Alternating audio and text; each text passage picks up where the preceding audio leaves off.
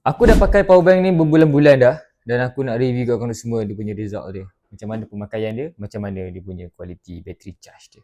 Let's go. Apa yang menarik dekat dia punya power bank ni, dia boleh monitor tau. Kau boleh monitor berapa persen bateri kau ada, output berapa, input berapa lama kau nak charge, dan dia ada juga time kat sini. Yang time ni best, aku boleh pakai untuk buat jadi alarm. Dia macam alarm dia tu bunyi dia alarm yang klasik lah.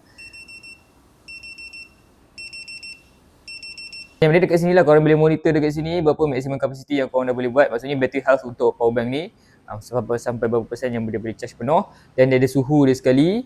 Senang lah untuk korang monitor, ikut lah korang punya phone panas atau korang punya power bank panas kan, dia akan monitor dekat sini. Itu yang menariknya dengan power bank ni, walaupun aku punya ni hanyalah 10,000 mAh saja, tapi setakat ni yang aku pakai, aku boleh charge lebih kurang 3 ke 4 kali lah aku punya phone. Dia sangat-sangat berguna lah, dia dah kecil, senang bawa ke mana-mana, compact, letak dalam bag tu mudah aja.